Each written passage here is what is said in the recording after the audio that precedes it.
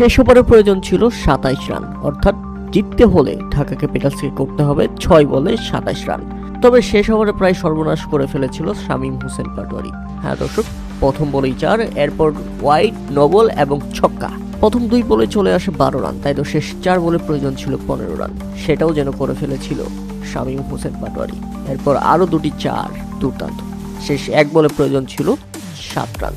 এখনো ম্যাচের দারুণ সুযোগ, একটা ছক্কা হাঁকালে ম্যাচটা গড়াবে সুপার ওভারে। শামীম হোসেন পাটোয়ারি কি খেলাটাই দেখালেন, কিন্তু শেষ বলে দুর্দান্ত ইয়র্কার মেরে সব স্বপ্ন ভেস্তে দিল মোহাম্মদ আমির।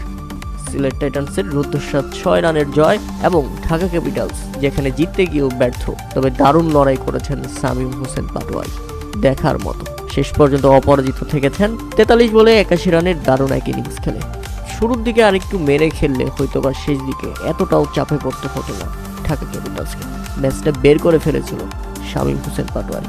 ম্যাচের শেষ দিকে 5 বার ক্যাচ মিস, সেই সাথে সিলেট টাইটান্সের আজমতুল্লাহ মোর্চাই যে পারফরমেন্স দেখিয়েছেন তাতে রীতিমতো বিধ্বস্ত হয়ে গেছে ঢাকা ক্যাপিটালস। প্রথমে ব্যাটিং করতে নেমে শুরুটা মোটেও ভালো ছিল না সিলেট টাইটান্সের জন্য, তবে শেষ দিকে আজমতুল্লাহ মোর্চাই যে পারফরমেন্স দেখিয়েছেন সেটা ছিল একেবারে চোখ ধাঁধানো। 24 বলে খেললেন 50 রানের অপরাজিত ফিনিশিং ইনিংস। হ্যাঁ দর্শক, প্রথম ম্যাচেই বিপিএলে মাঠে নেমে নিজের 50 তুলে নিলেন আজমতুল্লাহ মোর্চাই, তাও সেটা মাত্র 24 বলে। 200-র উপরে স্ট্রাইক রেটে ব্যাটিং করে এই ব্যাটসম্যান সিলেট টাইটান্সকে এনে দিলেন এক নরক সংগ্রহ। নির্ধারিত 20 ওভারে তাই তো 5 উইকেট হারিয়ে সিলেট টাইটান্সের সংগ্রহ 173 রানের বিশাল লক্ষ্য। দলের হয়ে সর্বোচ্চ 24 বলে 50 রান করেন আজমতুল্লাহ মোর্চাই এবং দ্বিতীয় সর্বোচ্চ 32 বলে 44 রান আসে পারভেজ হোসেন ইমনের ব্যাট থেকে। আর যেভাবে ব্যাটিং করতে নেমে শুরুটা মোটেও ভালো ছিল না ঢাকা ক্যাপিটালসের। প্রথম ওভারটা দুর্দান্ত করেন মোহাম্মদ আমির, কোনো রান না খরচ করলে মেড ইন ওভার পান তিনি।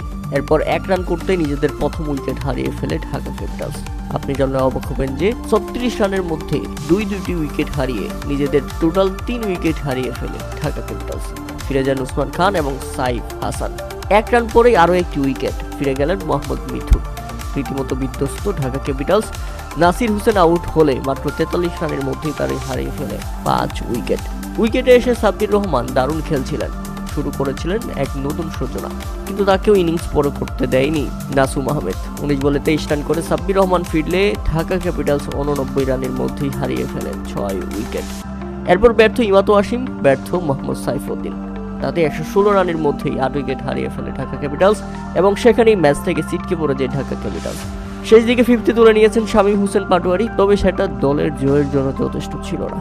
সিলেট টাইটান্সের বিপক্ষে ঢাকার রুদ্ধশ্বাস হার এবং সিলেটের দুর্দান্ত জয়ে ভক্ত সমর্থকদের ব্যাপক সাড়া পেয়েছে ঘরোয়া এই দলটি।